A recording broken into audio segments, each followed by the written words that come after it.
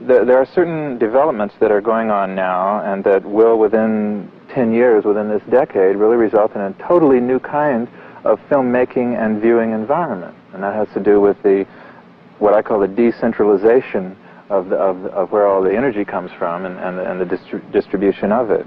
And mainly through cable television and videotape cassette distribution over cable.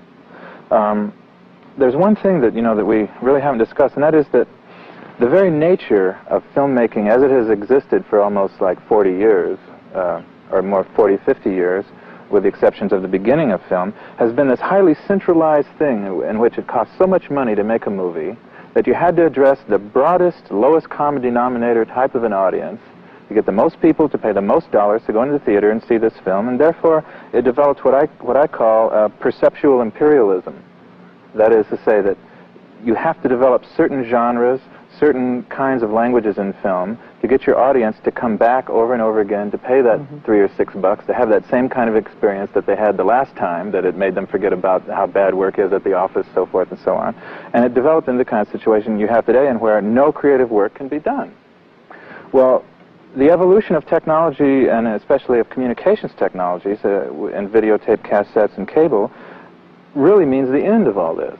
Right. For example, in book writing, Jean Cocteau once said that film will never become an art until the filmmaker is as free as the writer with his pen and piece of paper. That is, until you can push one button and take that image, and then that's it, then you really will never be a film poet.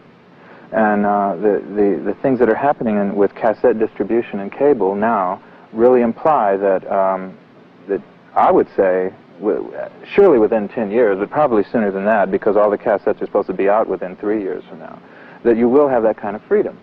Because it means that, that you won't have to address a mass audience. You won't have to go through this giant corporate structure and reach millions of people to justify the film that you've made.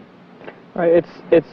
The real problem now is that stranglehold that the distributors and the exhibitors have over the filmmaker, because that's the only way you can make any money back to recoup your costs of making the production. Right. And as long as they have that stranglehold, we're just going to keep, trying to get things done and never get them done. It's an interesting thing that, really, in terms of the mass audience, the problem is that the people that are selling movies only want movies that they don't have to sell. And I bring that up again. Of course, right. It's their thinking, it's their laziness in terms of selling movies that is the thing that's going to, make cassettes so exciting anyway, because of the fact that then you're going to have a much better sales program, and you'll be able to sell your wares directly to the people, and you won't have to sell as much. I mean, you don't have to sell. It's far more revolutionary. Millions. It's far more revolutionary than that. For example, there is not now, nor has there ever been, any such thing as a mass audience. Right. This is an illusion that's imposed upon the society by a means of distributing information. And this society has been for the last 20 years and is now really on its way in a transformation from a society whose economy is based on hard capital to a society whose economy is information. I mean, the corporations, the major economic force of this country is information processing, whether it's done by a computer or an executive or whatever, whether it's done by a public television like we're doing right now, it's all information. And the whole society is developing to the point where you're going to have, instead of one mass audience, 100 small specialized audiences. But since it's a global distribution network, video cassettes are now a global system with like 30 or 40 cassette manufacturers all around the world. A specialized audience on a global scale is bigger than a mass audience on a national scale. So that you can make a kind of film you want to make, addressed to the people who want to see that kind of film and nobody else, right. and be far more aesthetically and financially successful than anyone ever has been in the Hollywood industry, right. you see. And I think a few other things are going to come from this. First of all, it'll literally change the kinds of films that are being made. Right. I mean, this is the idea of the medium being the message and so on. Well, it'll let more people make films. Anybody can make a film then, which is really the point of the whole thing, and get it down the individual becomes the equivalent of Warner Brothers. Right. Because you can put, say if you had $5,000, you put it into a 16 millimeter film, You make that. Warner Brothers is making its $5 million super spectacular. They all come down on the same cassettes. Right. The distribution is the very same thing, and then it's just a one-to-one relationship, and then the question is decided, you know, which one of these films is the most viable? Which one will people want to see the most? You know? And we're into a whole new kind of experience there. It's the same thing as in book publishing, where finally in film, it's going to be talent that counts and not economic power. Right. You know? That's, you know, you're not going to have a lot of, 12 people between you and the audience deciding what the audience wants. Right. You know, it's just going to be you, and if you bring it out and nobody wants to see it, then nobody's going to see it. But if people want to see it, then they'll buy it. It's not, you don't have all this second guessing, which is what really destroys. You have the exhibitor second guessing the distributor, and the distributor second guessing the exhibitor, and everybody ends up trying to second guess the filmmaker. Absolutely. About what we know what the audience wants. You know, I mean, and none of them know what the audience wants. Right. You know, nobody knows what the audience wants. And the audience itself doesn't know what it wants because it hasn't ever, in the history of film, ever been given the chance to find out what it wants. Because we've had no choice. If you turn on your TV set, you have 7 channels of junk that you didn't select to be there, and you have no choice but to turn it off, which is no choice at all. A definite ratio between the amount of choice that's available to you and the kinds of reactions you're liable to have to various things that go on in society. For example, along this idea of perceptual imperialism that I talk about in movies, the kinds of attitudes about life that are expressed in films must assume this, again, they must address themselves to what, evidently, what these 100 million viewers are obviously thinking about, you know. Therefore, attitudes about what is the nature of love and life and how one behaves and the kinds of meanings and values that one associates with being an American and so forth. All of these are implicit in most all films made.